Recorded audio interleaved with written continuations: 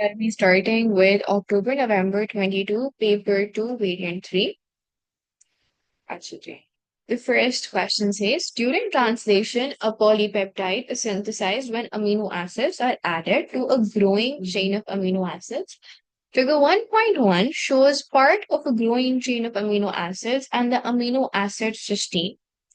Complete figure 1.1 by showing the formation of the bond between cysteine and the growing chain of amino acids in the process of translation.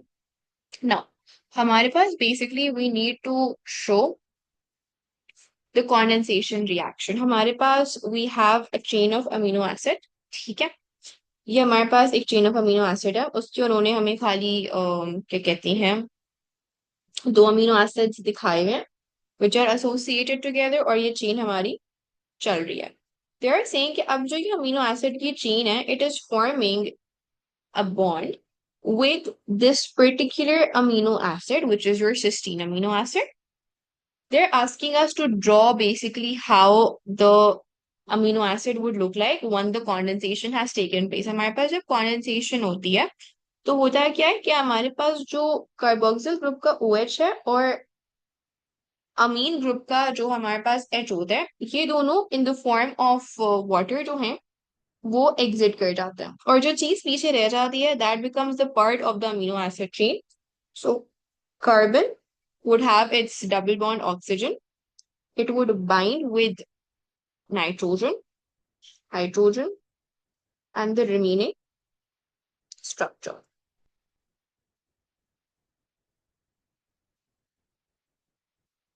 Okay, now state the name of the covalent bond that forms when cysteine is added to the growing chain of amino acid. तो हमारे पास जो bond form होता है वो हमारे पास ये amide bond होता है, इसको peptide bond भी बुलाया जाता है.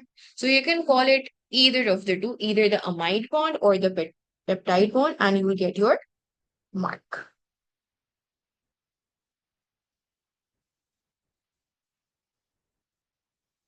State the organelle where the reaction shown in figure 1.1 takes place. हमारे पास ये basically amino acids are joining together. तो हमारे पास the joining together of amino acid basically takes place in which organelle? That's the question. तो या तो आप ribosome लिखोगे या आप रफ एंडोप्लाज्मिक रेटिकुलम लिखोगे, दोनों एक्सेप्टेबल है. Ribosome is a better choice because ribosome पे translation हो रही है, so it's better to write ribosome, but because RER पे ribosomes present होते हैं तो वो भी acceptable organelle है. Figure 1.2 is a ribbon diagram showing the three-dimensional structure of a protein from the bacterium Streptococcus.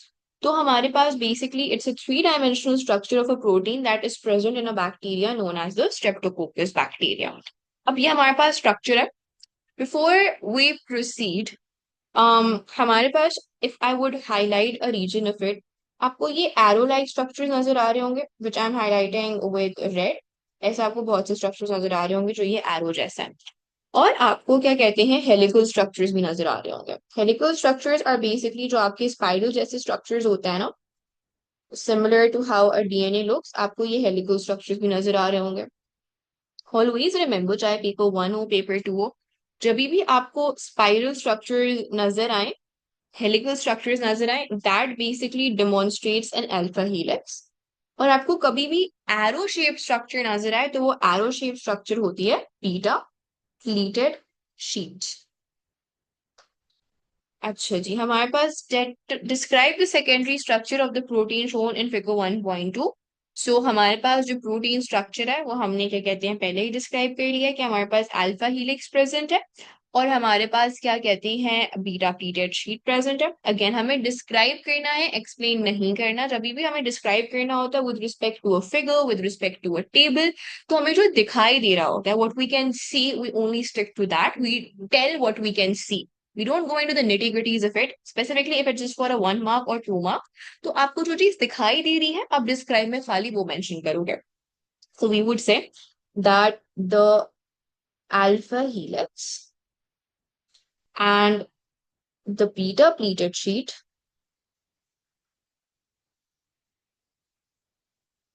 which make up the secondary structure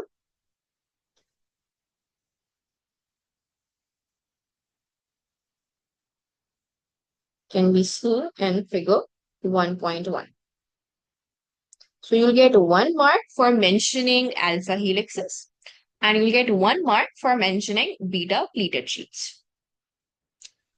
Explain why the protein shown in figure 1.2 has tertiary structure but not quaternary structure. हमारे पास अगर it is made up of a single polypeptide chain, एक single polypeptide chain से अगर एक हमारे पास protein बन रहा है, so वो maximum tertiary structure तक 3 डिग्री folding तक जा सकता है, उसकी क्या कहते हैं 4 degree 4th level of folding या quaternary structure नहीं हो सकता. Quaternary structure के लिए we need more than one polypeptide chain. Agar tertiary structure is the maximum level of folding for a protein, it means that the particular protein is only made up of a single polypeptide chain. So we would say the protein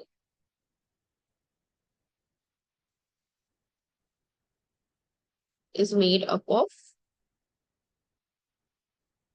a single polypeptide chain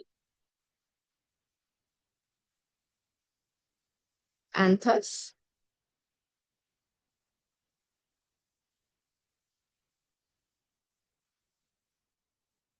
the interactions you can mention hydrogen bonding, hydrophobic interactions,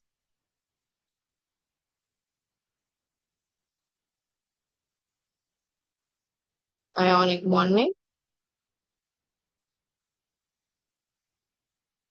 are formed between the R groups of the same polypeptide chain. An analysis of the amino acid composition of the protein in figure 1.2 showed that it does not contain any cysteine residues. Explain how the three-dimensional structure of the protein shown in figure 1.2 is held in place. हमारे पास क्या कहते हैं there is no cysteine. If there is no cysteine present, हमारे पास there would be no disulphide linkages क्योंकि disulphide linkages हमारे पास cysteine amino acids के दरमियान बनती हैं. हमारे पास जो एनालिसिस किया गया इस प्रोटीन का तो उसमें कोई डाइसल्फाइड लिंकेजेस प्रेजेंट नहीं होंगी. द क्वेश्चन इज कि अगर डाइसल्फाइड लिंकेजेस प्रेजेंट नहीं है तो हमारे पास जो ये 3 डायमेंशनल स्ट्रक्चर है, रिमेंबर 3D स्ट्रक्चर हमारे पास टर्शरी लेवल पर आकर बनता है. तो टर्शरी स्ट्रक्चर जब बनता है तब हमारे पास 3 डायमेंशनल स्ट्रक्चर हमें नजर आता है. तो they are asking us that how is this 3 dimensional structure of the protein held in place. कोई भी चीज हेल्ड इन प्लेस कब हो पाती है जब हमारे पास उसमें हमें बॉन्ड्स नजर आ रहे हो. द बॉन्ड्स और the attractive forces, forces of attraction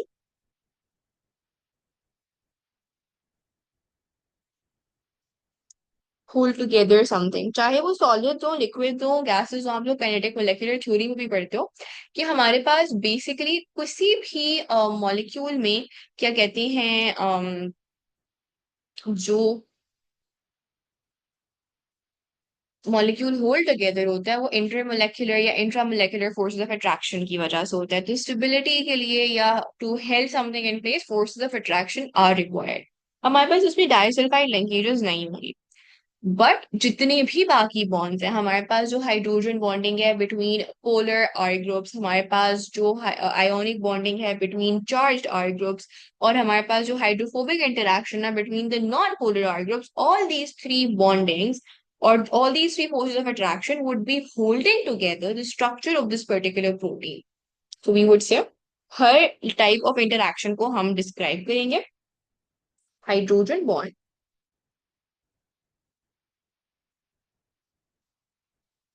between polar R groups, ionic bonds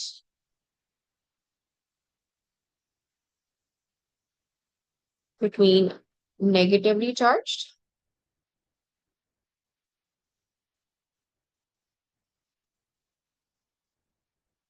and positively charged R groups, and hydrophobic interactions between non-polar R groups, hold the protein together. Any questions about this first question? It's pretty easy, not very challenging. हमारे पास जो tertiary structure होते हैं वो अगर हमें three D structure नजर आ रहा है ना नील, तो हमारे पास three D structure basically tells us कि टर्शरी स्ट्रक्चर अगर आपको थ्री डायमेंशनल स्ट्रक्चर नजर आ रहा हो, if you can see this appears to be a three dimensional picture not a two dimensional picture, and that basically is an evidence that this is a tertiary structure. Okay, 2.1 is a scanning electron micrograph showing a macrophage engulfing some bacteria. Describe how macrophages engulf bacteria. Now, हमारे पास यहाँ बात हो रही है engulfing, ठीक है? और अगर आप नेक्स्ट पार्ट देखो वहां पर वो पूछेगा explain the function of lysosomes in cells such as macrophages, and both of them are separate questions and have separate marking points. तो हमारे पास अक्सर जो हमारे पास पूरा जो मैक्रोफेजेस का फेगोसाइटोसिस का प्रोसेस होता है, बिकॉज हमें वो याद होता है, हम ब्लाइंडली वो पूरे का पूरा लिख देंगे, which would be an incorrect approach, because हमारे पास आधा जो उसका पार्ट है that is the answer to part A1, and the remaining half of the phagocytosis process is the part of is the answer to part A2. So sometimes it is important कि आप एक दफा जो पूरा question है ना उसके जितने भी पार्ट्स हैं उनको देख लो, सो दैट ऐसा ना हो कि आप किसी और पार्ट का जो आंसर है वो किसी पहले वाले पार्ट में मेंशन कर दो, and then you have to either cut it from the top or you need to rewrite it again in the next part, so it would just make you lose time. So try to read the entire question together. If not the paper, अगर पूरा paper, I would suggest पढ़ लो पूरा paper 5 minutes लगा के, but if not reading the whole paper in one go, I would suggest एक question के जितने भी parts हैं वो पूरे पढ़ लो and then start attempting that particular question. Okay. Describe how macrophages engulf bacteria. Pretty simple. हमारे पास phagocytosis होता है. Phagocytosis में क्या होता है कि हमारे पास पहले जो हमारा macrophage है, it would attach or it would bind to the surface of the antigen. So सबसे पहली चीज जो होगी वो ये होगी that पहले हम प्रोसेस का नाम लिख देंगे, macrophages engulf bacteria via phagocytosis.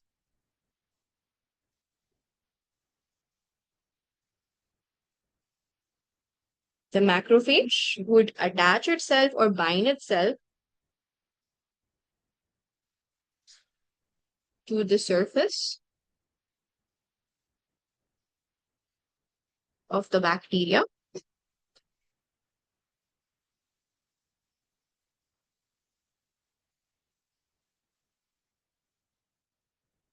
and through the inward folding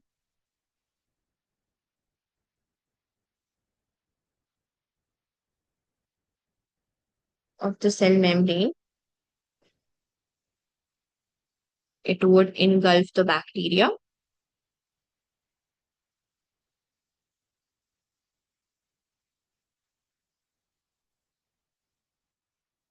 In a membrane-bound vesicle known as a phagosome, or you can say endocytic vesicle.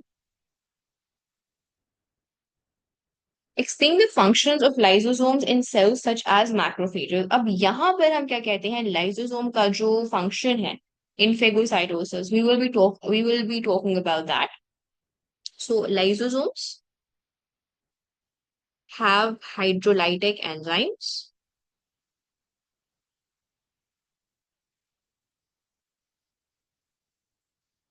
The lysosomes fuse with the phagosome,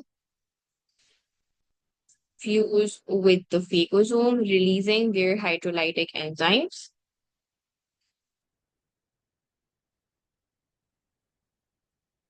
अगर आप lysosome का कोई और भी role लिखना चाहते हो, for example autolysis या autophagy, you can mention that as well. It also is responsible for carrying autolysis and autophagy.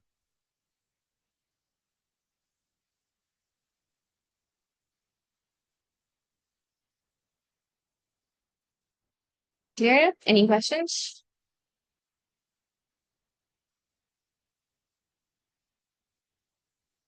Yes, Adina.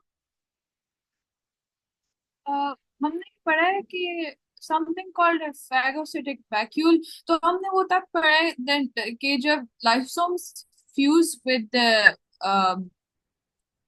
Phagocyte है, तो तब एक फेगोसिटिक वैक्यूल बनता है. Is that correct? It's called a phagolysosome. Don't call it a phagocytic vacuole. The better terminology would be to call it a phagolysosome. It's okay. basically the complex. हमारे पास for example ये हमारे पास vesicle है which contains the bacteria, और उसके साथ अगर lysosome आकर attach करे और अपनी एंजाइम्स रिलीज करे तो उसको कलेक्टिवली हम फेगोलाइसोसोम बुलाते हैं. Okay, thank you. ठीक है. Autophagy is killing the dead organelles or worn out organelles, and autolysis is the cell death, programmed cell death. So autolysis में पूरा सेल जो है जो worn out सेल होता है उसकी programmed cell death हो जाती है. The lysosomes release their hydrolytic enzymes. It would digest the entire cell content, causing the cell death. It's called the programmed cell death. और हमारे पास जो ऑटोफेजी है, ऑटोफेजी में जो डेड ऑर्गेनील्स हैं, worn out organelles हैं, सच एज अगर माइटोकॉन्ड्रिया के कहते हैं वर्न आउट हो गया है, या हमारे पास कोई और ऑर्गेनिल वर्न आउट हो गया है and it is no longer serving any purpose, तो उसको डाइजेस्ट कर लिया जाता है. और वो भी हमारे जो लाइसोसोम्स होते हैं वो अपनी हाइड्रोलाइटिक एंजाइम्स उस ऑर्गेनिल में रिलीज करते हैं to digest that organelle. Digestion would be a better word. Okay. Figure 2.2 shows the reported number of new cases of tuberculosis in the USA and the number of new cases per 100,000 of the population of the USA between 1993 and 2018. Calculate the percentage change in the number of new cases of TB in the USA between 1993 and 2018. Okay. In A1, can we write macrophage goes to pathogen that is usually clustered with and has antibodies on the surface. तो आप उसको उस point पे mention कर रहे होगे ना, इस वाले पॉइंट में अगर आप इस पॉइंट पे मेंशन करना चाह रहे हो तो the macrophage attached to the surface of the bacteria clustered with antibodies, so you can add that as a point over here, that's also acceptable. तो आप इसी पॉइंट में उस चीज को मेंशन कर सकते हो जब आप ऑप्सनाइजेशन की बात करो ना, कि हमारा जो पैथोजन होता है it's surrounded with antibodies helping with cell recognition and attachment, so we can mention it over here. So opsonization can come over here.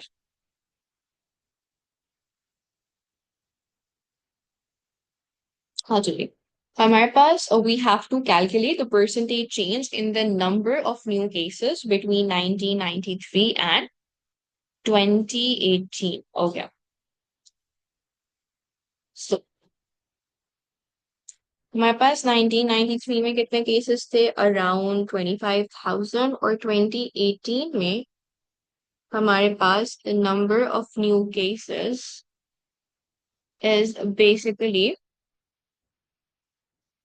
somewhere between 10,000 and 5,000. I think so this would be 7,000 or 8,000. चलिए. तो हमारे पास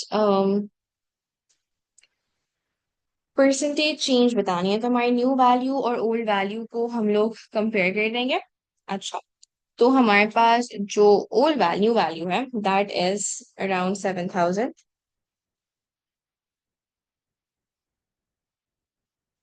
equals to new percentage over old percentage. So this is 7,000. Old value was around 25,000.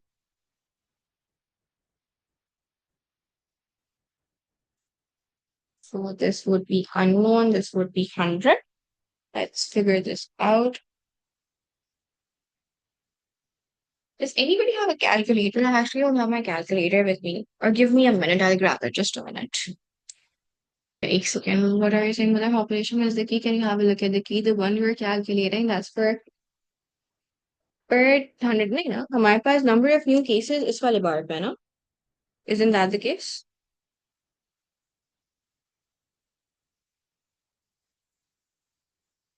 Or have I messed up with the zeros? Oh God, my math sometimes embarrasses me so much. It just happened in A2, it's not happening in AS.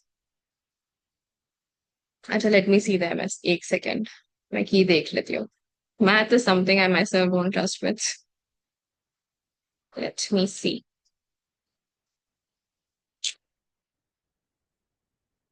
Okay, so basically, हमारे पास 1993 में, this point, it is 25,000. I don't get why they are subtracting it with 2,500. 25,100.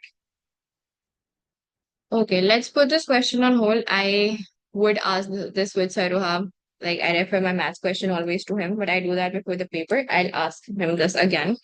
So, sorry about this. I will have to ask somebody who's good at math to help me with this. I'm so sorry about this. So, we'll be discussing this part in the next class, which is tomorrow. I'll discuss it with Saruhab and let you guys know. Let's talk about the biology aspect of the exam now. Achha, use figure 2.2 to describe the trend in the number of new cases of TB in the USA between 1993 and 2018. So हमें trend की बात करनी है. Trend हमें clearly नजर आ रहा है कि हमारे पास ओवरऑल हमारा जो नंबर ऑफ केसेस रिपोर्टेड हैं, they are decreasing. So we would say that the number of cases from 1993 to 2018 are showing an overall decrease.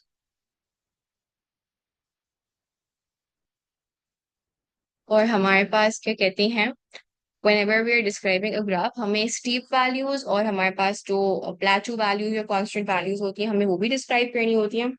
So हमारे पास जो steepest decrease आ रहा है, वो हमारे पास जो graph का gradient है, it's steepest in this area. So steepest gradient हमारे पास यहाँ तक आ रहा है. और यहाँ पर हमारा जो ग्राफ है, it is basically almost plateauing or it is becoming almost stable. So steep जो हमारे पास decline आ रहा है, this is 1993 and this would be 2003, so this would be around 2000, 2001. So हमारे पास a steep decline in cases between 1993 and 2000 to 2001, and the graph becomes stable or it becomes constant around, this would be 2014 to 2018. So हमारे पास the graph becomes constant or stable between 2014 onwards. Okay. Next part suggests an advantage of calculating the number of new cases per 100,000 each year in the prevention and control of TB across the world. हमारे पास हम जब भी एक holistic value या हमारे पास how many people in 100,000 हम figure out करते हैं, तो हमें overall एक statistical data मिल जाता है. या अगर हम ग्राफ भी प्लॉट करें अपने किसी भी क्या कहते हैं उसका किसी भी साइंटिफिक कैलकुलेशन का, किसी भी एनालिसिस का ऑफ केसेस, हम उसको हमेशा स्टेटिस्टिकली प्रूव करते हैं. For those of you who would be studying medicine, कोई भी आप आगे चल के ड्रग की, किसी की मेडिसिनल ड्रग की एफिकेसी देख रहे होगे, किसी भी डिजीज कितनी प्रेवलेंट है, आप ये सब चीजें जब मॉनिटर कर रहे होगे या रिसर्च कर रहे होगे, सेकेंड ईयर थर्ड ईयर में जाके आप बायोस्टैट्स बहुत डिटेल में पढ़ोगे, तो रिसर्चेस में you always quote your data in terms of the statistical value, in terms of the statistical percentages. तो हमारे पास इसकी जो एडवांटेज है, दैट वुड बी बेसिकली कि हमारे पास we would have a statistical data to compare the prevalence of TB across the world. तो different countries में different क्या कहते हैं परसेंटेजेस ऑफ टीबी कहाँ है, इससे हमें पता चल जाएगा कि हमारे पास red zone areas of TB कौन से हैं और कहाँ कौन से एरियाज टीबी फ्री हैं. It would help people with their travelling decisions. जैसे कि कोविड के टाइम पर भी हम कंटिन्यूसली मॉनिटर कर रहे थे कि स्टेटिस्टिकल डेटा कितना है डिफरेंट कंट्रीज का with respect to the COVID cases. It was helping us identify कि हमारे पास कौन से कंट्रीज ज्यादा सफर कर रहे हैं, कौन से कंट्रीज कम सफर कर रहे हैं. Sure, Madar, if you could help me, that would be great. It's old minus new, divide by old into 100. So basically, we divide 25,000 minus 700. That's what you're saying. Oh, अच्छा, हमें percentage change निकालना है, not the percentage increase. Right. Okay, okay. Thank you. Yeah, sure, you can open your mic. Yes, you can open your mic, Madar. अस्सलाम वालेकुम ma'am. Walaikum salam. Okay so basically ma'am जहाँ तक मुझे समझ आ रही है यहाँ पे क्या हो रहा है बेसिकली कि you have your there are two types of data that they have given us over here. So one of Hmm. them is the number of cases and one of them is the number of new cases per 100,000 population, right? So Hmm. the key for both of them is different. You have bar graphs for the number of new cases. They are represented by bar graphs, and the line graph is giving the representation for the per 100,000 population ones. So to calculate the percentage for the new cases only, I think we should use the bar graph. Or yeah, and when we use the bar graph, we take one value at 25,000 and the second value at 10,000. So 25,000 minus 10,000 divided by 25,000 into 100, that should give us roughly about 60%. तो basically हम percentage change निकालने के लिए you are Yes. Saying कि हम अपनी old value को minus कर दें न्यू वैल्यू से Yes. And divide that by old value into 100. That's what you are saying. Yeah. Yeah. Okay. Thank you. Oh yeah, it makes sense because they're asking us to talk about the percentage change, not about the percentage of the new cases. Yes, obviously percentage change में हम हमेशा difference निकालेंगे. Thank you so much for pointing this out. I'm so sorry I got deviated. Apologies to everyone. Percentage change में हमारे पास जो difference है उस डिफरेंस की हमें परसेंटेज एक्सप्रेस करनी है. I was actually figuring out कि हमारे पास जो न्यू केसेस हैं वो कितनी परसेंटेज से डिक्लाइन हुआ है. सो मैं न्यू वैल्यू की परसेंटेज निकाल रही थी with respect to the old value.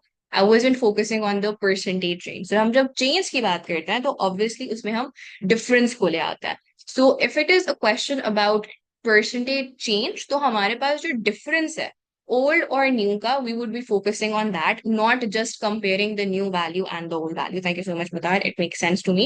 Does this make sense to you guys, or should I break it down again?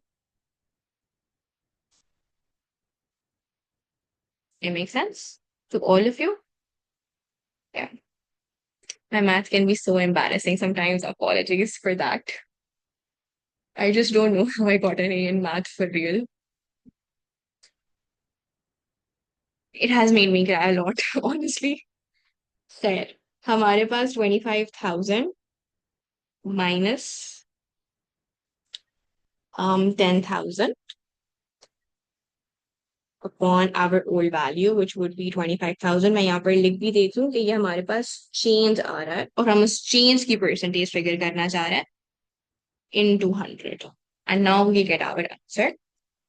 25,000 minus 10,000, which will give us a change divided by the old value into 100. That would be roughly around 60%. अच्छा, हमारे पास क्या कहते हैं जो formula में मुझे बचपन से आता है वो basically old value upon new value into equals to new value new percentage upon old percentage है. तो अगर उसमें भी हम निकालें तो हमारे पास क्या कहते हैं जो न्यू वैल्यू है वो हमारे पास केसेस की न्यू वैल्यू नहीं है. What I was considering before was the value of the new cases. अगर वो हमसे ये पूछते कि केसेस हमारे पास उनकी वैल्यू हम एक्सप्रेस करें इन टर्म्स ऑफ परसेंटेज तो हम यहाँ पर क्या कहते हैं न्यू वैल्यू में पुट इन कर देते हैं 7,000 या 8,000. अच्छा, आप ऐसे 7,000 भी ले सकते हो, आई think so it would still give the correct answer, because I don't think so ये एग्जैक्टली 10,000 पर है, बट रेंज होगी डेफिनेटली मार्क स्कीम में। बट हमारे पास यहाँ पर अगर new value upon old value वाला फॉर्मूला भी आप लोग लगाते हो, because I love that formula.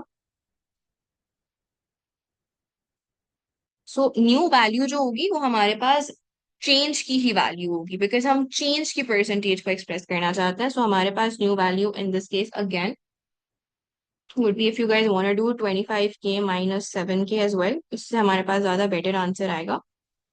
equals to new percentage is unknown and into 100, so हमारे पास this would become, क्या कहते हैं, we'll get our value that way and it would be an answer similar to the one that we got.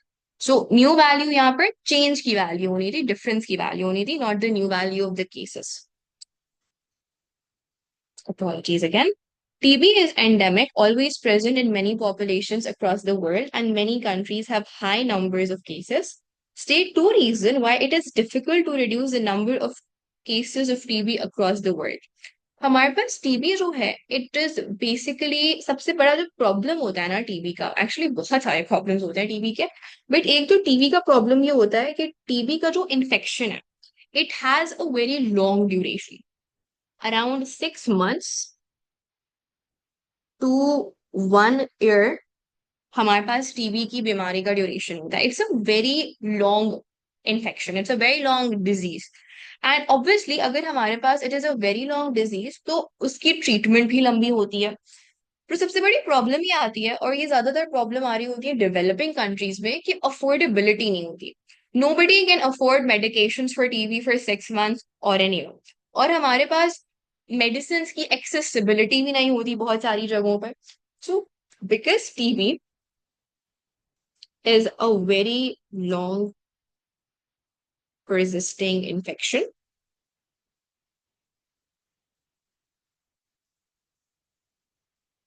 usually between usually ranging between 6 months to 1 year.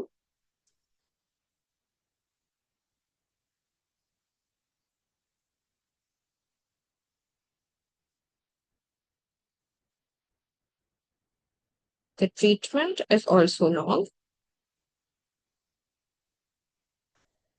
and thus a lot of people do not complete their antibiotic course. अच्छा, इसके again बहुत सारे answers हो सकते थे। You can also say कि हमारे पास क्या कहते हैं, टीबी जो है it is developing antibiotic resistance जो है, it is one of the major factors why we are unable to क्या कहते हैं, easily eradicate bacterial infections. So antibiotic resistance develop हो सकती है, we can mention that. We can also mention कि हमारे पास जो टीबी है वो बेसिकली ड्रॉपलेट इन्फेक्शन है, और क्या कहते हैं, जो क्लस्टर्ड या ओवर क्राउडेड लिविंग कंडीशंस होती हैं, जो स्पेसिफिकली डेवलपिंग कंट्रीज में जो स्लम्स एरिया होते हैं, जहाँ पे हर कोई बहुत करीब करीब रह रहा होते हैं और हाइजीन इतनी ज्यादा मेंटेन नहीं होती। So over crowded living conditions also transmit the virus very, sorry, transmit the bacteria very quickly, जिसकी वजह से हमारा जो इन्फेक्शन है वो भी बहुत ज्यादा इजिली ट्रांसमिट हो रहा होता है। अवेयरनेस कम होती है, we can say that in a lot of areas and a lot of developing countries there is little to none awareness about tuberculosis, and hence people are not able to overcome or protect themselves or prevent themselves from TB. अच्छा जी, explain how water moves up xylem vessels in the trunks of trees. So we've actually done this question in transport and plants. Do you guys want me to go over it again? हमने ये transport and plants वाली worksheet में किया था. If we write that, since it can stay dormant in the human body, so it's hard to find out. Yes, you can totally write that कि हमारे पास TB का जो incubation period होता है, incubation period is basically the period before the symptoms arise. So जो dormancy का period होता है टीबी का, that's also very long, and that is why it is difficult to find out patients who are infected with TB. For a long time, people are asymptomatic. तो आपको पता ही नहीं चलता कि इनकी बॉडी में टीबी एग्जिस्ट करता है. So yes, that can be a valid reason as well. अच्छा, we've done this question in transport and plants, तो मैं transport and plants की वर्कशीट के थ्रू इसको एक्सप्लेन कर दूंगी, so ये जल्दी हो जाएगा. अच्छा, so the question is, explain how water moves up xylem vessels in the trunks of the trees. तो हमारे पास क्या कहते हैं, it is similar to the question that we did yesterday. Xylem में water कैसे move करता है, उसकी क्या कहते हैं जो reasoning है, it is always almost same for all types of such questions. We talk about cohesion, we talk about adhesion, we talk about the tension that is created at the top of the xylem because of the transpiration pull. So I'll read out the question, and if there's any query that you guys might have, please feel free to ask. So water is lost in the form of vapor from the surface of mesophyll cells, a process known as transpiration. This creates a transpirational pull, causing water from the xylem in the leaf to replace the water that's lost. तो जैसे ही transpiration होती है from the leaves, from the surface of the mesophyll cells, हमारे पास क्या कहते हैं, उस लॉस्ट वाटर को रिप्लेस करने के लिए xylem in the leaf से पानी आ जाता है. This results in low hydrostatic pressure at the top of the xylem. On the other hand, the xylem in the root has high hydrostatic pressure. This creates an overall hydrostatic pressure gradient. Root में high hydrostatic pressure होता है, leaf वाली xylem में low hydrostatic pressure होता है, जिसकी वजह से gradient create होता है, जिसको हम tension भी बुला रहे होता है. Water molecules move from the root to the leaf in a continuous column due to cohesion. No, you can absolutely write about cohesion and adhesion. हमारे पास basically 4 marks का था, इसके 5 to 6 marking points थे, so I have mentioned those 4 marking points. You can totally talk about adhesion as well. इसमें खाली adhesion mention नहीं है, बाकी सब चीजें mention है. Adhesion I think was the 5th or the 6th marking point. Transpiration की बात करना जरूरी है, हाइड्रोस्टैटिक प्रेशर ग्रेडियंट की बात करना जरूरी है, कोहेजन की बात करना जरूरी है, ट्रांसपिरेशन पुल की बात करना जरूरी है, and water moving in a continuous column की बात करना जरूरी है. So all the cohesion tension things that we cohesion tension model things that we've studied, we have to mention all of that. So adhesion can also be an extra marking point over here. ठीक है? Cavitation is the formation of air-filled spaces inside the columns of water in xylem vessels in trees. Cavitation basically क्या होती है कि हमारे पास xylem में normally क्या होता है कि हमारे पास जो water है वो एक continuous column में होता है, कोई भी air bubbles या air spaces नहीं होती. Water is moving in continuity. There are no gaps. जब cavitation होती है, cavitation क्या है? It is the formation of air fill spaces. आप ऐसे समझो कि हमारे पास अक्सर हम कहते हैं ना, हमारी जो नैरो ट्यूब्स होती हैं हम जो यूज कर रहे होते हैं प्रैक्टिकल्स में, तो हमारे पास जो कैपिलरी ट्यूब्स होती हैं उनमें अक्सर एयर बबल्स डेवलप हो जाती हैं. So cavitation is like that, the formation of air fill spaces inside the columns of water in xylem vessels in trees. तो यहाँ पर मैंने बीच बीच में गैप्स दिखाए हुए हैं to show cavitation, to show the air fill spaces. These airfill spaces form more often when there are high rates of movement of water in xylem vessels. जब बहुत ज्यादा water move कर रहा होता है in the xylem vessels, so there is a greater amount of airfill spaces that develop. So greater the movement of water, greater is the cavitation. When an airfill space forms in a xylem vessel, a noise is made that can be detected as the click by a sensor placed close in the xylem vessels in the trunk of a tree. जब भी cavitation होगी, जब भी हमारे पास एक एयरफिल space बनेगी, तो हमारे पास एक क्लिक की नॉइज बनती है.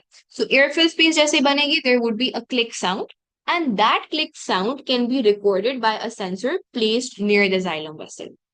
Students investigated the relationship between two environmental factors and the rate of cavitation in a Scots pine tree, Pinus sylvestris, over a 50-hour period. The two factors they investigated were, the two factors that they were investigating, दो different environmental conditions में रखा था, और वो जो दो factors थे जिनके वो effects check कर रहे थे in the movement of water or in the degree of cavitation, it was simply photosynthetically active radiation, which is the light energy available to plants that they absorb and use in photosynthesis. ये एक बहुत complicated terminology है. अगर आप इस question को देखो, they're talking about cavitation, something that you've not studied. They're talking about PAR, photosynthetically active radiation, again something which you've not studied. This is the type of question जिसको देख के students can get overwhelmed. They can get panicked कि ये एक मुश्किल सवाल है, ये तो नहीं होगा हमसे.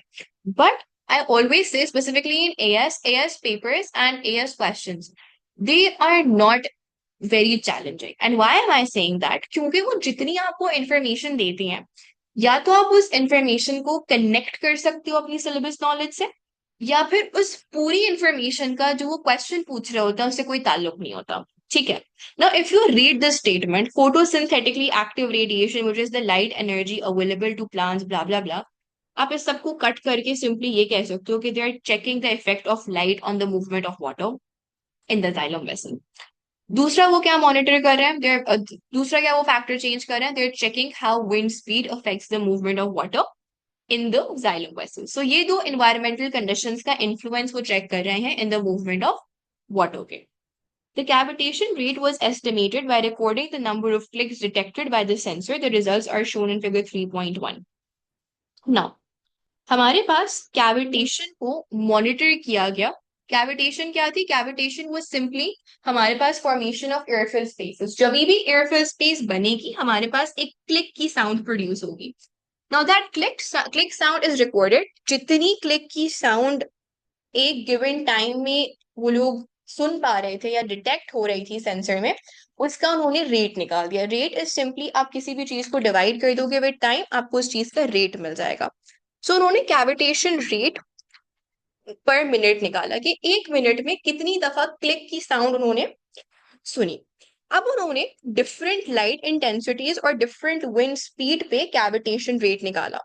Now if you observe these graphs, पहला वाला जो ग्राफ है वो लाइट एनर्जी का ग्राफ है. दूसरा जो ग्राफ है that is basically the graph of wind speed, and third graph is basically the cavitation rate graph. Now I am giving you guys a minute to look at these graphs and then हम इनका comparison करते हैं. Just go over them for a minute ताकि आप लोगों को खुद understanding समझ आ जाए. It's a moderate paper. It's not very difficult. Difficulty level पे it's a moderate.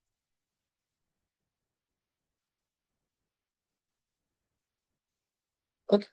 अब अगर हम results compare करें, हमारे पास अगर cavitation आप लोग देखो, कैविटेशन की जो हमें पीक नजर आ रही है वो हमें डे टाइम में नजर आ रही है. Can you all observe that the peak of cavitation is seen in the day time.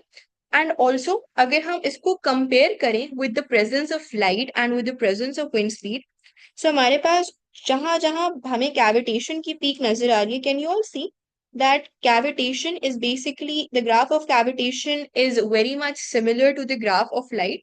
यानी कि जब जब लाइट एनर्जी इंक्रीज कर रही है तब हमें कैविटेशन नजर आ रही है, एंड जैसे ही लाइट एनर्जी डिक्रीज कर रही है कैविटेशन का रेट डिक्रीज कर रहा है. And in the areas where light is absent, cavitation is also not taking place. Can you all observe this? That light has a very significant effect on the cavitation rate. Light energy है तो cavitation हो रही है, light energy नहीं है तो हमें cavitation नजर नहीं आ रही है. अच्छा, विंड स्पीड इज फ्लक्चुएटिंग, लेकिन अगर आप देखो इस एरिया में जहां पे कैविटेशन एब्सेंट है विंड स्पीड प्रेजेंट है. लाइक इफ यू सी हमारे पास विंड स्पीड ऐसा कम है, but it's not like wind speed बिल्कुल एब्सेंट हो गई है. लेकिन even when there is a certain amount of wind speed present, it is not causing cavitation to take place. Can you also observe that? कि in the presence of wind speed भले कम है तभी भी हमारे पास कैविटेशन बिल्कुल भी नहीं हो रही है, हमारे पास हल्की सी भी कैविटेशन की पीक हमें नजर नहीं आ रही है. सो इससे हम क्या कंक्लूड कर सकते हैं, इस फिगर को हम किस तरह से डिस्क्राइब कर सकते हैं, that cavitation only occurs when light energy is present. Light energy affects cavitation more than the wind speed.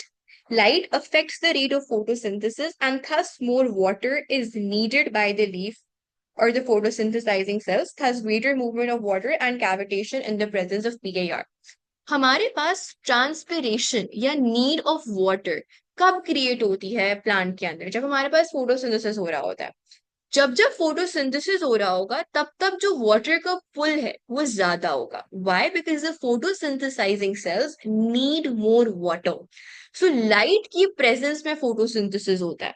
Photosynthesis हमारे पास क्या कहते हैं is one of the reasons why हमारे पास दिन के टाइम पर ज्यादा वाटर मूव हो रहा होता है across the xylem in comparison to night time, because दिन के टाइम वाटर चाहिए होता है which is a raw material for photosynthesis. ठीक है। अच्छा, no cavitation when the wind speed is below 1.5 metre per second. तो हम ये भी कोट कर सकते हैं कि ये जो डेटा है, जैसे ही हमारे पास wind speed below 1.5 metre per second हुई, वहां उस एरिया में हमें कैविटेशन बिल्कुल नजर नहीं आ रही है। So in the areas when the wind speed become less than 1.5 metre per second, हमारे पास no cavitation is observed. Any questions about this conclusion? Any point that you guys want me to explain again? Back to the paper. Yeah, sure. You can open your mic. Assalamu alaikum, ma'am. Walaikum assalam. Ma'am, so I wanted to ask कि इसमें they're asking for the conclusion, हम लोग को explanation देनी होगी कि for example जब हमारे पास like time जब हमारे पास 24 होता है तो it's night time, तो उस वक्त हमारे पास photosynthesis नहीं हो रही, तो that's why cavitation rate is less.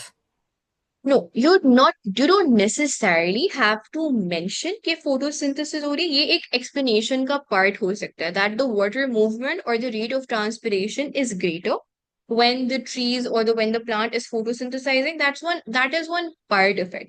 Basically जो आप इस ग्राफ से वो expect कर रहे थे conclusions, वो एक तो ये expect कर रहे थे कि आप ये बता सको कि light available होगी तभी cavitation होगी, एक तो ये reason। फिर हमारे पास we also had to say कि हमारे पास जो पीक्स हैं, जो हमारे पास क्या कहते हैं, एक और पॉइंट ये हो सकता है if you are not mentioning the photosynthesis point, so another point instead of that could be, अगर आप कैविटेशन की पीक देखो और अगर आप क्या कहते हैं पीएआर की पीक देखो, यानी दोनों का शेप देखो ग्राफ का, तो आप ये कह सकते हो कि हमारे पास in the presence of light, yes, the cavitation rate is increasing, but the peaks of cavitation जो हमारे पास ये वाली पीक है and the peak of the PAR, they are not similar. किसी भी पॉइंट पे ये जो पीक्स हैं, ये तीनों ग्राफ्स की जो पीक्स हैं, they are not congruent, they are not coinciding, they are not similar.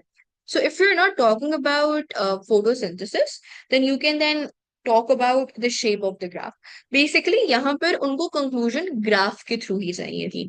So हमारे पास हमने पीछे जो लाइट को रिलेट किया है फोटोसिंथेसिस से, वो सिर्फ ये एक्सप्लेन करने के लिए किया है that we have the understanding कि लाइट में जो नीड ऑफ वाटर होती है within a plant, within a tree, वो ग्रेटर इसलिए होती है because the trees are photosynthesising. If you're not mentioning that, then just mention any four things that you can observe from the graph. So instead of that point, you can talk about the peaks, कि peaks similar नहीं है। Although हमारे पास increase की वजह से दूसरे graph में भी इंक्रीज नजर आ रहा है, बट हमारे पास पीक्स या जो ग्राफ का शेप है वो सिमिलर नहीं है। Does that make sense? तो ऑल्टरनेट पॉइंट आपका ये हो सकता था if you are Okay, not ma'am. Mentioning the photosynthesis वाली बात। इसमें can you mention कि जो wind speed है that has little effect on the cavitation rate?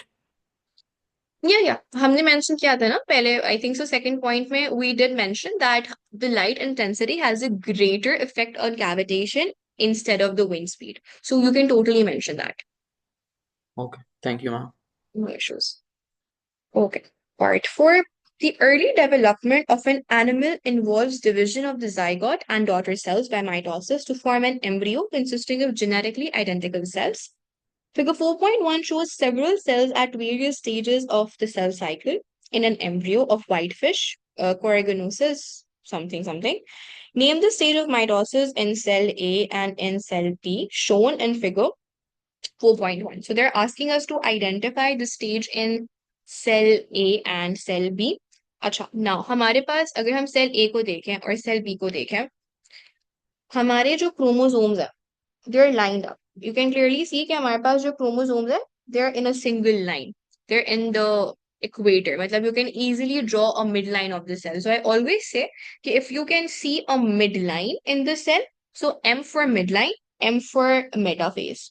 तो हमारे पास जब भी the chromosomes are lined up on the equator, are lined up in the middle of the cell, it would be the metaphase stage. So A is in your metaphase.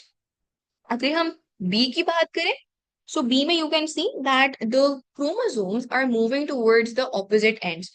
एक हमारे पास इस and की तरफ move कर रहा है, एक हमारे पास दूसरे एंड की तरफ मूव कर रहा है, so this would be basically anaphase. So we have metaphase and we have anaphase. Figure 4.1 shows microtubules in the cells that are dividing. Describe the role of microtubules in mitosis. एक तो सबसे important role जो हमारे पास microtubules का होता है कि हमारे पास जो spindle fiber होता है, it is essentially made up of microtubules. तो हमारे पास fibers होते हैं, they form the microtubules. तो centrioles जो हैं वो opposite ends पे जाते हैं. Centrioles basically 9+0 arrangement होती है microtubules की. वो microtubules extend करते हैं to form the spindle. So we would say microtubules form the spindle in prophase. Then हमारे पास क्या कहते हैं ड्यूरिंग मेटाफेज जो अटैचमेंट होती है क्रोमोसोम्स की वो भी कहाँ पर हो रही होती है स्पिंडल फाइबर पे हो रही होती है. सो हमारे पास द क्रोमोसोम्स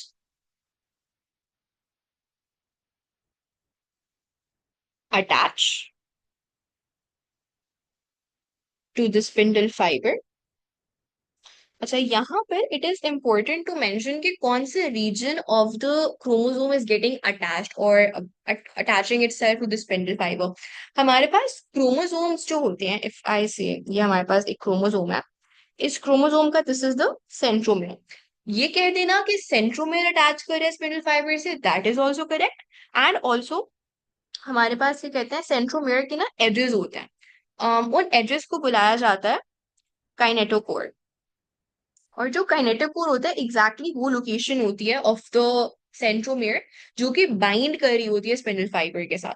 तो हमारे पास या तो आप ये कह दो that the chromosomes attach to the spindle fibre via centromere, या फिर अगर आप और स्पेसिफिक होना चाहते हो तो आप मेंशन कर सकते हो काइनेटोकोर. देन हमारे पास जो क्या कहते हैं एनाफेज होता है. एनाफेज में हमारे पास क्या कहते हैं जो मूवमेंट हो रही होती है सिस्टर क्रोमेटिड्स की that movement is basically facilitated by the shortening और the contraction of the microtubules. तो अगर आप यहाँ पर ऑब्जर्व करो तो बीच में जो स्पिंडल है ना वो शॉर्टन होना शुरू हो जाता है, वो खिंचना शुरू हो जाता है towards the opposite poles. So the shortening of the microtubules pull the sister chromatids towards the opposite pole. This happens in metaphase, and during anaphase, the microtubules shorten, allowing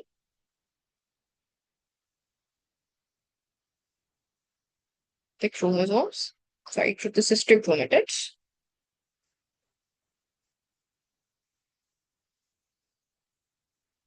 to move towards opposite ends.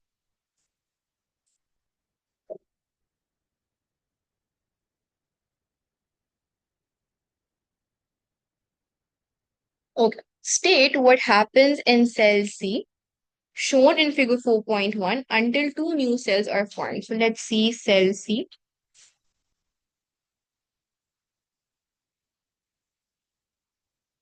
अच्छा जी, अब हमारे पास can you guys suggest कि cell सी कौन से phase में है. It's very easy, very evident.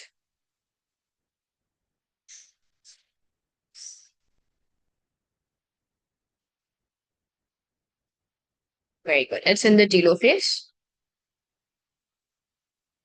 अच्छा, okay, the reason why we are not mentioning अभी cytokinesis नहीं is because अभी हमारे पास you can see कि हमारे पास separate nuclei नहीं बने.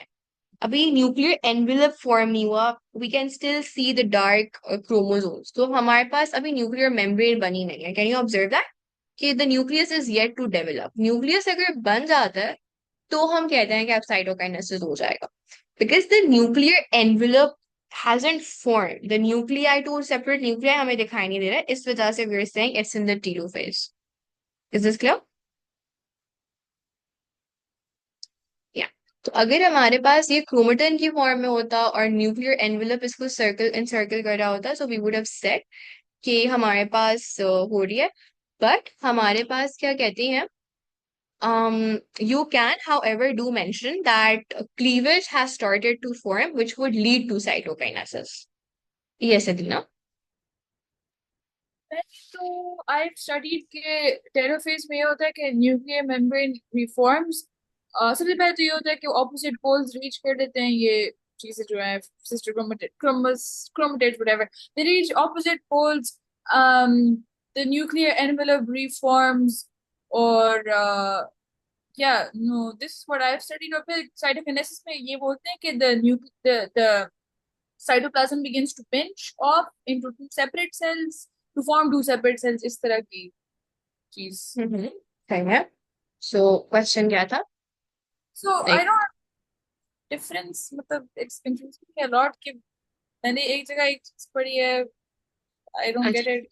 हमारे पास जो वो वाला पार्ट है, वो रीचिंग द ऑपोजिट पोल्स, वो reaching the opposite poles complete हो जाता है एनाफेज में। So you reach the opposite poles in anaphase. जब वो कंप्लीट हो जाता है ना, हमारे पास जब बिल्कुल एंड्स पे पहुंच जाते हैं दोनों सिस्टर क्रोमेटिड्स, तो हमारे पास स्पिंडल फाइबर फिर एग्जिस्ट नहीं करता, और हमारे पास क्या कहते हैं, दो एंड्स पे, ये दो एरियाज में कॉन्सेंट्रेट हो जाते हैं हमारे chromatids.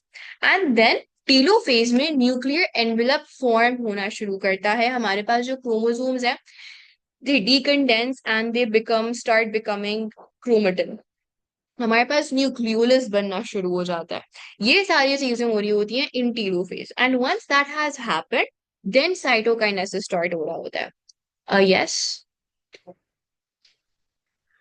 Ma'am, I saw its marking scheme. उसमें भी they're saying कि cytokinesis हो रहा है, but वो तो telophase का part नहीं है, तो then how is that happening? Okay. कभी कभार क्या होता है कि हमारे पास जो टीलोफेज है और साइटोकाइनेसिस है वो को एग्जिस्ट कर रहा होता है, या वो साथ साथ हो रहा होता है ना। तो थिंग इज कि हमारे पास cytokinesis or telophase. Telophase is basically part of mitosis. Mitosis is basically nuclear division.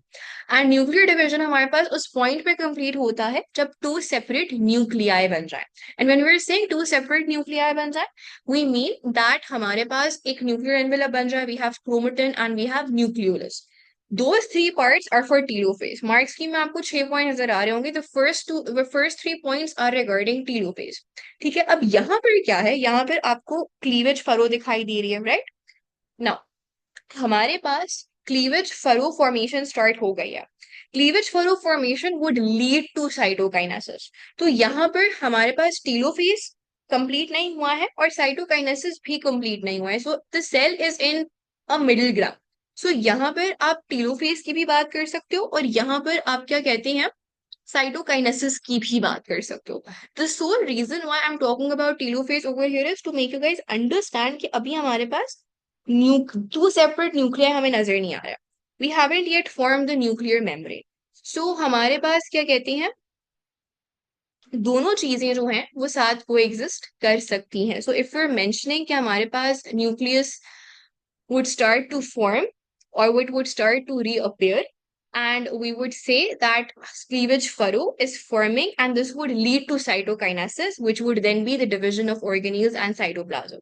तो हम दोनों चीजों की बात करेंगे। Telophase and cytokinesis can be overlapping and can be confusing.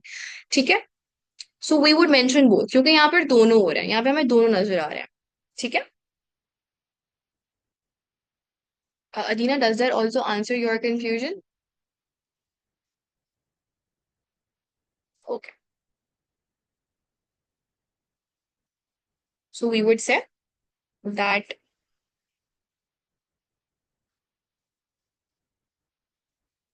nuclear envelope starts reforming,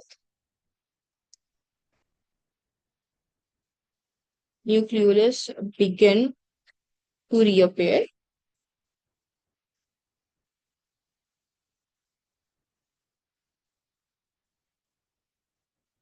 cleavage furrow starts to form, leading to cytokinesis, whereby the cytoplasm and organelles would be divided. And organelles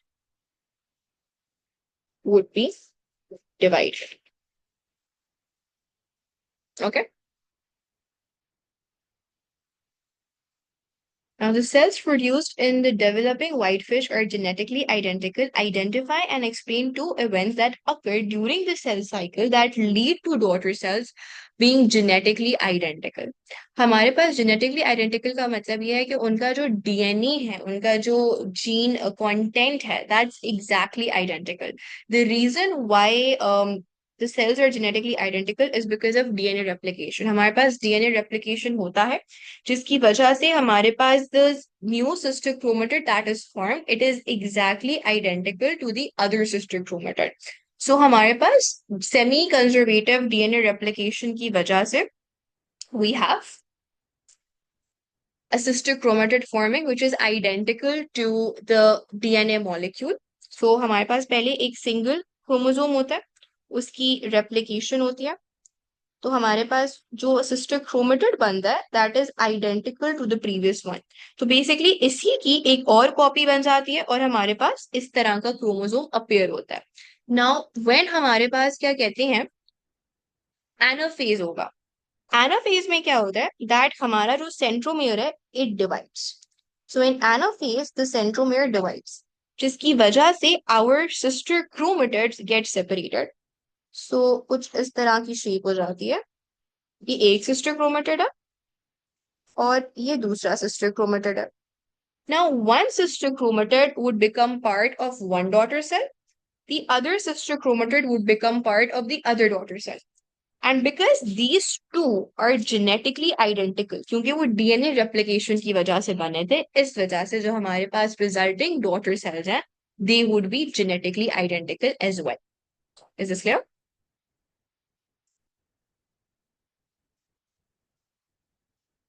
No, हमारे पास colored images नहीं होती in the paper.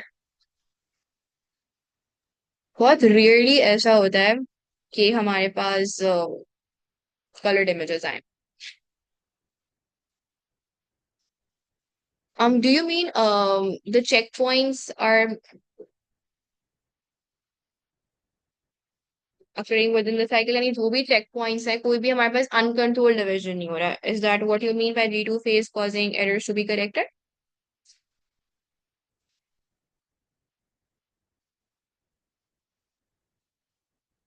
Yes. So basically, like when we were studying the course, तो उसमें था जब interphase में G1 phase होता है, and then the interphase, and then interphase के बाद अगर semi conservative DNA replication में कोई like error आया हो, तो then that is corrected in the G2 phase. So can we write that about the G2 phase because उसमें errors correct होते हैं, and then that ensures that the daughter cells are identical to the parent? Yes, yes. So you can totally mention that after S phase, within the G2 phase, it is ensured that all the checkpoints are made. There are no errors within the replicated DNA or within the replicated sister chromatid. And once that is taken into consideration and is corrected, only then the mitosis can begin. और otherwise if the error can not be corrected तो फिर वो cell mitosis में enter ही नहीं हो पाता, उसको cell cycle arrest हो जाती है टू इंश्योर कि हमारे पास हम एबनॉर्मल डॉटर सेल्स ना बना रहे हो. So yes you can totally mention that. Any 3 points out of this you can talk about them. So during semi-conservative DNA replication,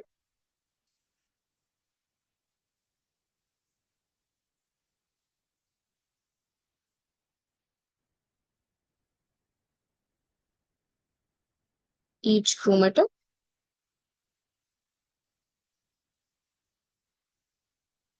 forms an identical sister chromatid.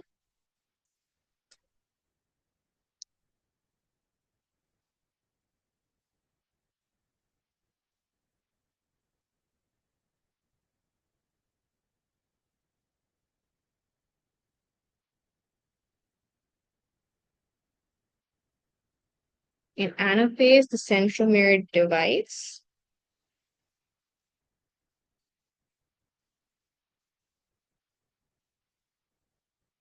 splitting the sister chromatids.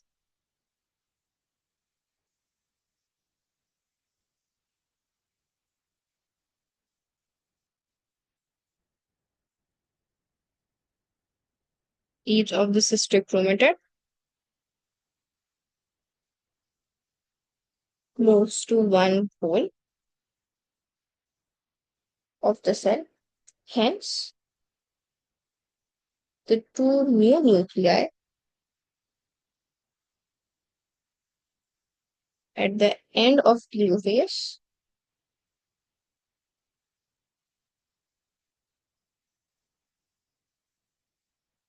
would have identical sister chromatids. Clear to all? Any questions? Cathelicidin LL37 is a cell signaling compound that stimulates many different cells in humans. So हमारे पास ये एक cell signaling molecule है, उसको हम ligand भी बुलाते हैं, and it can stimulate many different cells. So हमें क्या पता चल रहा है? It has different target sites. और हमारे पास ये different cells के साथ bind कर सकता है और उनमें क्या कहते हैं, जो भी metabolic change लाना है, it can bring that in different cells. It is not one cell specific. It can bind with different cells, different target cells. One role of this ligand is stimulating the production of endothelial cells in the formation of capillaries. So one of the roles that this cell signaling molecule has is to stimulate the production of the endothelial cells which make up our capillaries during wound healing. Actually, explain how it is possible for many different cell types to respond to the same cell signaling compound. हमारे पास जो हमारे cell signalling molecules होते हैं, cell signalling compounds होते हैं, उनका अपना एक शेप होता है, right? And they can only bind with those cells which have complementary receptors. तो जिस जिस सेल के रिसेप्टर के साथ ये लिगेंड बाइंड कर सकता है, या जिस सेल के रिसेप्टर के साथ इस लिगेंड की शेप कॉम्प्लीमेंट्री होगी, उस सेल के साथ ये लिगेंड बाइंड करके उसमें जो भी नेसेसरी मेटाबॉलिक चेंजेस हैं वो ला सकता है. So if this particular molecule is binding with different cells, it means कि हमारे पास different cells के पास similar या same receptor है, and therefore all the cells which can bind with the cell signaling molecule have a complementary receptor to LL37. So LL37 binds to receptors that are complementary to its shape.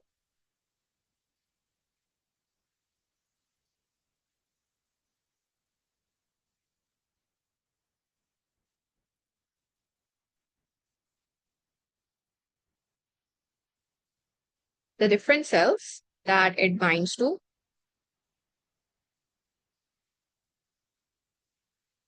would have the same shape or structure of the receptor.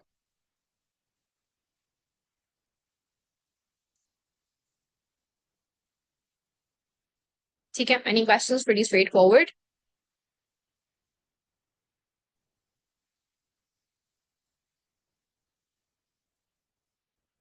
अच्छा जी, describe the appearance of the endothelial cells of a capillary.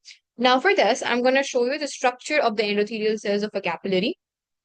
Now this is basically a capillary. ये जरा outward look है कि बाहर से हमारी capillary कैसे दिखाई दे रही है. तो ये हमारे पास एक outward look of the capillary है, और ये एक particular क्या कहते हैं cross section of the capillary को वो दिखा रहे हैं. अच्छा जी, what I want you to focus over here is कि आपको किस तरह के cells ये दिखाई दे रहे हैं. These are basically, ये एक सेल है, ये दूसरा सेल है. इन सेल्स का शेप या स्ट्रक्चर किस तरह का दिखाई दे रहा है आपको, या इन जनरल जो कैपिलरीज के सेल होते हैं, एंडोथेलियल सेल होते हैं, वो क्या कहते हैं, उनको हम कैसे डिफाइन करते हैं? Are they thin, are they thick, what's the shape? हमारे पास क्या कहते हैं, अच्छा we shape wouldn't be the right term because ये प्रॉपर वी तो नहीं बन रहा. It's something like this. तो इसकी कोई एग्जैक्ट हम शेप प्रिडिक्ट नहीं कर सकते. But what we would say is that there are two ways that we can describe the endothelium of capillaries. One way is to call it that the endothelial cells are thin cells. Now, thin cells क्यों होती है? Because we know कि हमारे पास जो diffusion distance होता है from the capillary to tissues that should be minimal. तो उसके लिए जो हमारे पास एंडोथेलियल सेल्स हैं दे शुड बी थिन। दूसरा, डू यू थिंक कि हमारे पास जो ये सेल्स हैं ये फ्लैटेंड है? यानी कि इसको ऐसे इमेजिन करो कि हमारे पास एक बॉल ऑफ डो है और उसको अगर हम पिचका दें, जैसे अगर कभी किसी ने रोटी बनते हुए देखी हो या पिज्जा डो को देखा हो, तो पहले हम उसको बॉल वो उसकी बॉल बनाते हैं और उस बॉल को फिर हम फ्लैटन कर देते हैं। So do you think that these लोग हैव अ फ्लैटेंड अपीयरेंस कि इनको पिचका दिया गया है? Does it look like that? रोटी अगर नहीं बनाई तो देखी तो होगी कभी बनते हुए। ओके, तो हमारे पास जो इस तरह के सेल्स होते हैं ना उनको हम क्या बुलाते हैं? Squamous epithelial cells. तो जो हमारे पास कैपिलरीज के जो सेल्स होते हैं ना, सॉरी एपिथेलियल के लिए स्क्वामस एंडोथेलियल सेल्स, हमारे पास ये स्क्वामस एंडोथेलियल सेल्स होता है। इन दोनों में से आप जो भी क्या कहते हैं टर्मिनोलॉजी यूज करना चाहते हो आप बिल्कुल यूज कर सकते हो। अच्छा, इंटरचेंजेबल है। दूसरा, अगर आप एक और चीज देखो इन सेल्स के बारे में, कैन यू सी, अच्छा ये जो चीज है ना, दिस इज द न्यूक्लियस। तो जो ये पर्पल पर्पल सा आप लोगों को सर्कल शेप नजर आ रही है, ये क्या है? ये आपका न्यूक्लियस है। तो कैन यू सी कि जहां जहां न्यूक्लियस है सेल्स में, वहां आपको बल्ज नजर आ रहा है, that there is a bulge in the area where the nucleus is present। इसको हम कैसे डिफाइन करते हैं? that the cells bulge or are wider in the area or in the region where nucleus is present। फिर हमें एक और चीज पता है सेल के सेल जो endothelial cells of the capillary उनके बारे में, वो ये है कि हमारे पास जो एंडोथेलियल सेल्स हैं उनमें पोर्स होता है जिनको हम फेनेस्ट्रेशंस बुलाते हैं। तो हमें वो जो पोर्स हैं वो इस तरह से भी दिखाई दे रहे हैं, इस वाले सेक्शन में भी दिखाई दे रहे हैं, और जो हमें पूरी कंटिन्यूअस वेसल दिखाई दे रही है हमें उसमें भी ये एंडोथेलियल पोर्स या फेनेस्ट्रेशंस भी इनको बुलाते हैं, वो दिखाई दे रहे होते हैं। सो ये कोई 3 पॉइंट्स है जो हमने डिस्कस किए हैं। They expect us to mention any 2 points. So one we can say is that the endothelial cells are thin or squamous.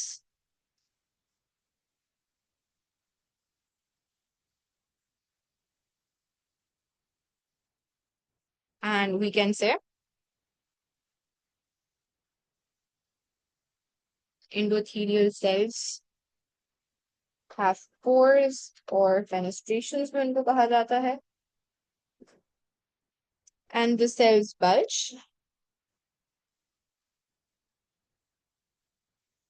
in the area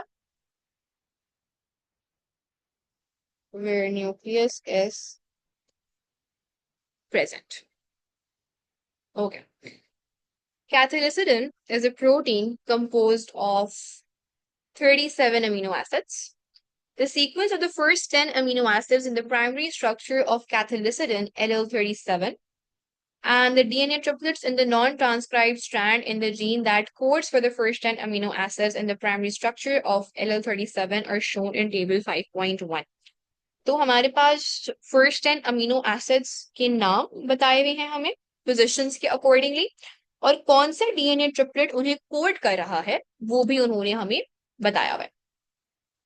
Then the table 5.2 shows the triplets of bases in DNA and the amino acids for which they code। तो उन्होंने हमें क्या दे दिया? Genetic code दे दिया। They've told us कि हमारे पास कौन सा पर्टिकुलर कोड कौन से अमीनो एसिड को कोड करेगा। आपको इस तरह के क्या कहते हैं कोडॉन व्हील्स या कोडॉन टेबल्स पढ़ने आने चाहिए। तो अगर हमारे पास क्या कहते हैं जो ये फर्स्ट 2 हैं, they are coding for this amino acid, then the next is coding for the other amino acid। तो हर amino acid के जो different codes हैं which are coding for that particular amino acid, they are shown in this particular table। अच्छा जी, mutations of DNA-based sequences in a gene can affect the primary structure of proteins।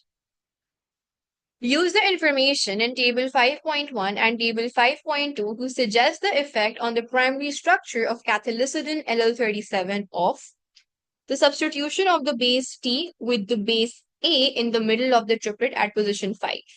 Position 5 को देखते हैं। This is position 5। Position 5 पे किस तरह से हमारी substitution हो रही है? दे आर सेइंग कि बेस टी जो है इन द मिडिल पोजीशन, उसको हम सब्स्टिट्यूट कर दें बेस ए से। सो हमारे पास जो टेक्निकली पोजीशन टीटीसी थी, अब वो क्या हो गई है म्यूटेशन से? टीएसी हो गई है। नाउ लेट्स सी कि टीटीसी से जब हमारे पास म्यूटेशन के बाद टीएसी हो गया है या कोडॉन, तो क्या कोई डिफरेंट अमीनो एसिड कोड हो रहा है? So if we look over here, जब हमारे पास ओरिजिनली टीटीसी था तो पीएचई वाला अमीनो एसिड बन रहा था, विच इज ओवर हियर, ये बन रहा था। और अगर हम टीएसी की बात करें, फीसी टीएसी, सो टीएसी से क्या बन रहा है? टायरोसिन बन रहा है। सो इस म्यूटेशन से या इस सब्स्टिट्यूशन से क्या चेंज आया? इस सब्स्टिट्यूशन से ये चेंज आया that instead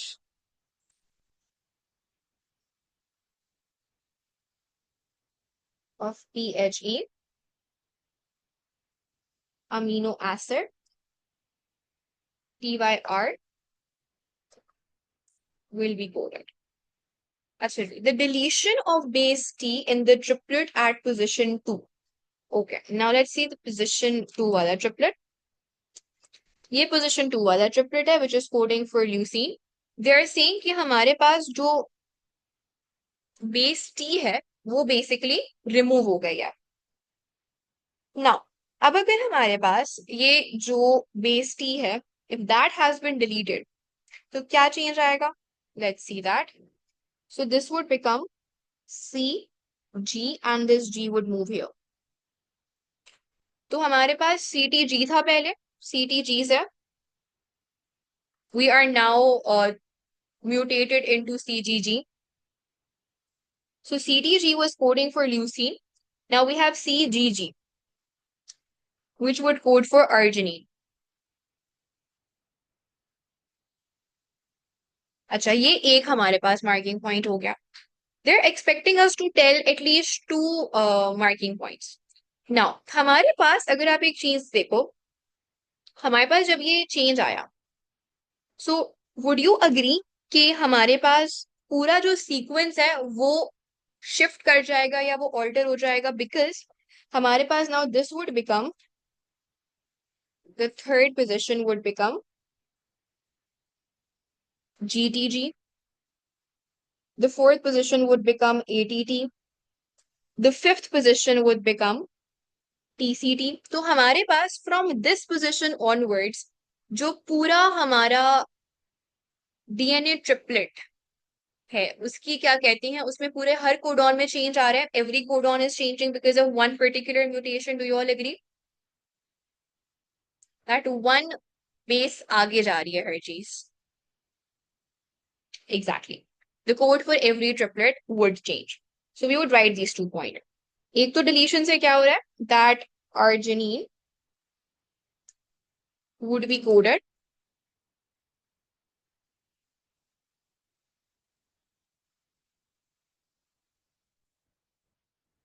instead of leucine, and each triplet code would change from position 2 onwards. Actually, the insertion of base G between G and T in the triplet at position 3. अच्छा जी, position 3 में they are saying कि हमारे पास between G and T हम एक G को add करते हैं, यहाँ पर एक G ऐड हो जाए. So now what will happen? हमारा जो third triplet है it would become triple G instead of GGT. And हमारे पास क्या कहते हैं, जो फोर्थ वाला होगा, द फोर्थ वाला वुड बिकम TGA. नाउ इस म्यूटेशन से क्या होगा? Now if you see over here, हमारे पास पहले GGT पे बन रहा था ग्लाइसिन. अगर GGT से हमारा अमीनो एसिड पोजीशन 3 GGG हो रही है, तो GGG पे we are still making glycine. ज्यादा कोई फर्क तो आया नहीं है. Instead of GGT we are making glycine. However, हमारे पास जो फोर्थ पोजीशन है वो TGA हो गई है, और TGA अगर आप लोग देखो, so it is coding for a stop codon. हमारे पास इस पॉइंट पर आके इससे ज्यादा हमारे पास क्या कहते हैं ट्रांसक्रिप्शन होगी नहीं, क्योंकि इस पॉइंट पे we are coding for a stop codon, जिसकी वजह से जो प्रोटीन सिंथेसिस है उसमें क्या होगा, हमारे पास क्या कहते हैं 3 अमीनो एसिड से ज्यादा की पॉलीपेप्टाइड चेन बन ही नहीं पाएगी, बिकॉज जो फोर्थ पोजिशन है it would become what, it would become a stop codon. और जैसे ही स्टॉप कोडॉन पे बात आती है, हमारी जो प्रोटीन सिंथेसिस है, जो ट्रांसलेशन है और ट्रांसक्रिप्शन है, वो स्टॉप हो जाती है। एक्चुअली नहीं, ट्रांसक्रिप्शन नहीं, ट्रांसलेशन स्टॉप हो जाती है जैसे ही स्टॉप कोडॉन आता है। तो जैसे ही राइबोसोम स्टॉप कोडॉन को रीड करता है, it would basically stop the translation at that point. So we would say सबसे पहली बात, glycine would still be coded as amino acid 3. However, the fourth triplet would now become a stop codon, and thus a short polypeptide chain of 3 amino acids would be translated. Is this clear? Any questions? Yes, Ashim?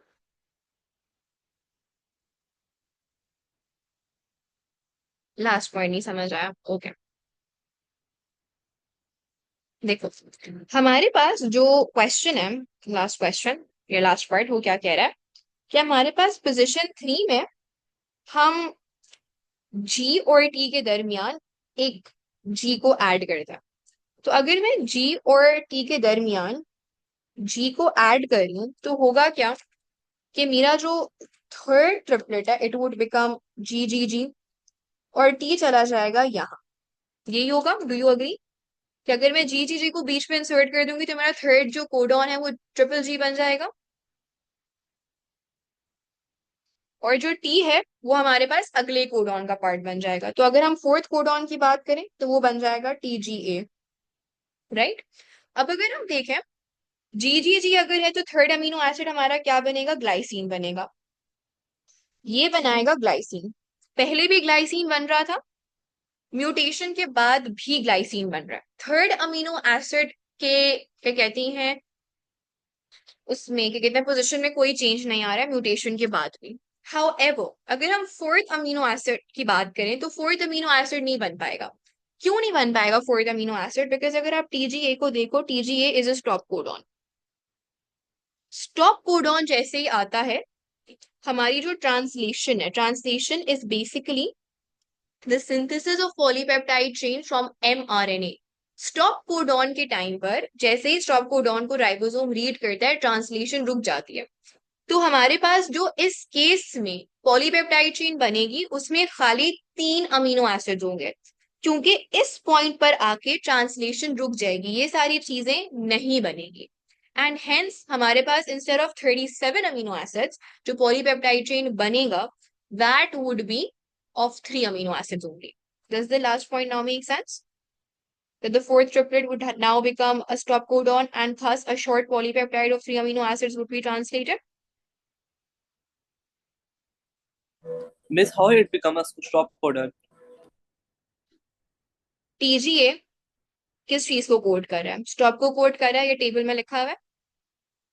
तो हमारे पास इस table से हमें पता चला कि अगर mutation की वजह से इंस्टेड ऑफ GAT हमारा ट्रिपलेट कोड TGA बन जाएगा, तो TGA क्या कोड करे? It is coding for, it's basically a stop codon.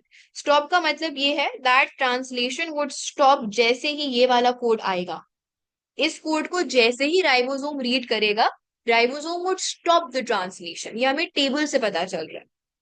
जैसे यहाँ पर भी देखो, TAA भी जो कोडॉन्स हैं, दे आर स्टॉप कोडॉन्स। अगर ये वाले कोडॉन्स भी बीच में आ जाएंगे तो उसी पॉइंट पर हमारी ट्रांसलेशन स्टॉप हो जाएगी। ये हमें टेबल बता रही है, ठीक है। अच्छा जी, the genetic code is described as universal. Explain why The genetic code is described as universal. Genetic code क्या होता है? Genetic code is basically the rule book कि कौन सा कोडॉन कौन से अमीनो एसिड को कोड करेगा.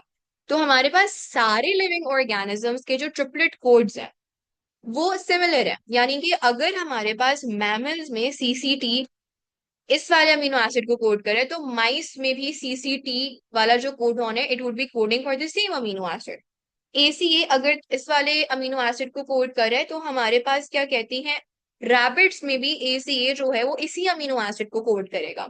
सो genetic code being universal simply means that the triplet codes coding for a particular amino acid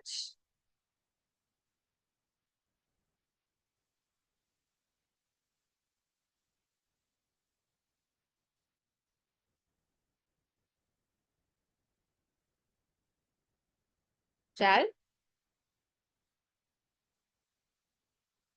be same for all living organisms. Use table 5.2 to explain why some mutations have no effect on the primary structure of a protein. अच्छा जी, हमारे पास हमें बात पता है कि हमारा जो जेनेटिक कोड है इट इज रिडंडेंट. रिडंडेंट का क्या मतलब है? इन टोटल हमारे पास 20 अमीनो एसिड्स होते हैं और हमारे पास कितनी पॉसिबिलिटीज ऑफ कोडॉन्स होती हैं? We have 64 possibilities of codon.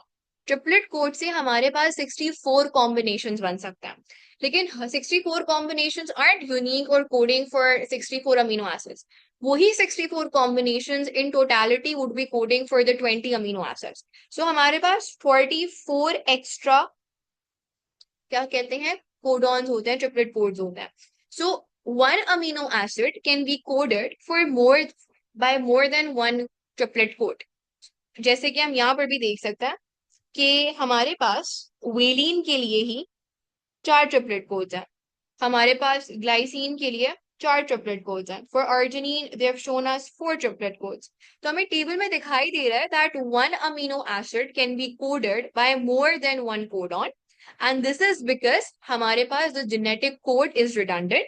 That means we have 64 possible combination of codons which are coding for 20 different amino acids. One amino acid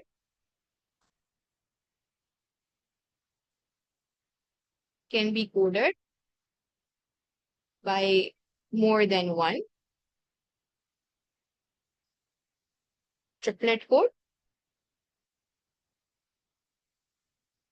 This is because the genetic code is redundant. There are 64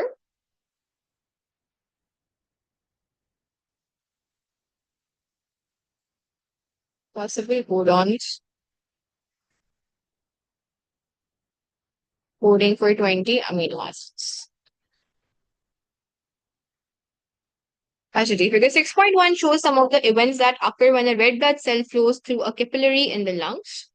State why there are transport proteins in the membranes of red blood cells to allow the movement of hydrogen carbonate ions and chloride ions. हमारे पास जो भी charged molecules होते हैं, charged ions होते हैं, they cannot directly cross the phospholipid bilayer.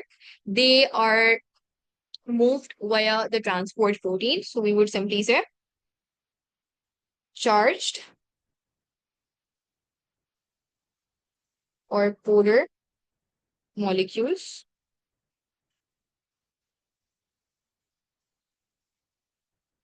cannot directly pass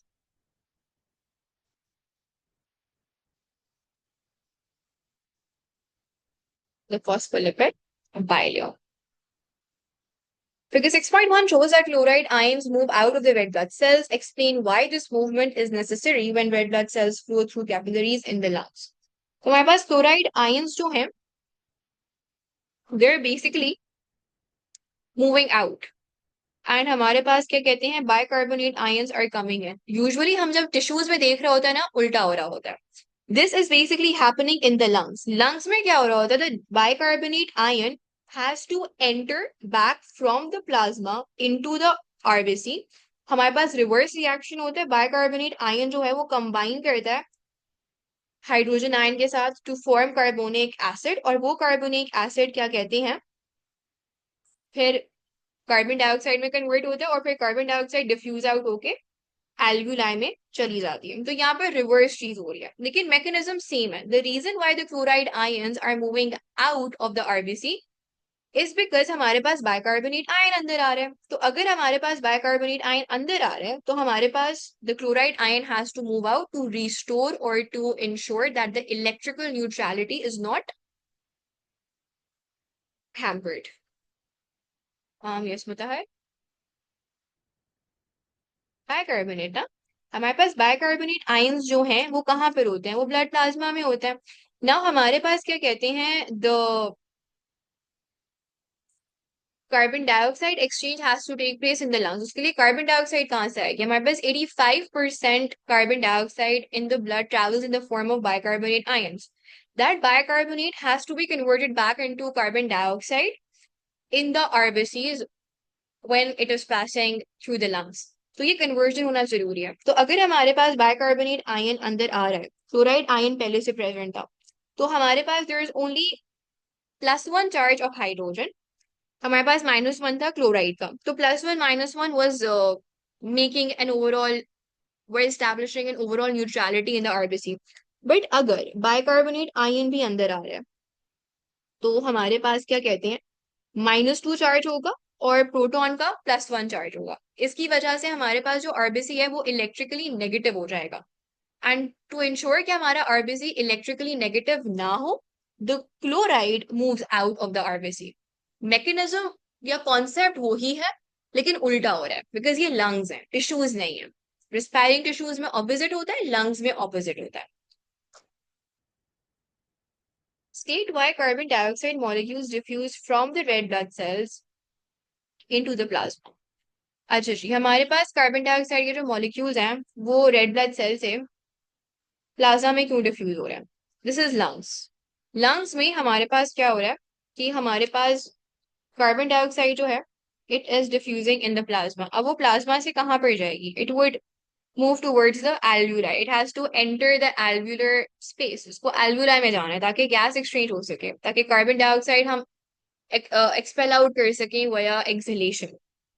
so it diffuses so that carbon dioxide can enter the alveolar space and exhaled out or breathed out। अच्छा जी, state the name of the compound indicated by X। हमारे पास X जो है वो basically क्या है। Now हमारे पास there was something X which is reacting with oxygen forming oxyhemoglobin, और हमारे पास जब ये रिएक्शन हुआ तो एक प्रोटॉन जो है वो डिसोसिएट हुआ।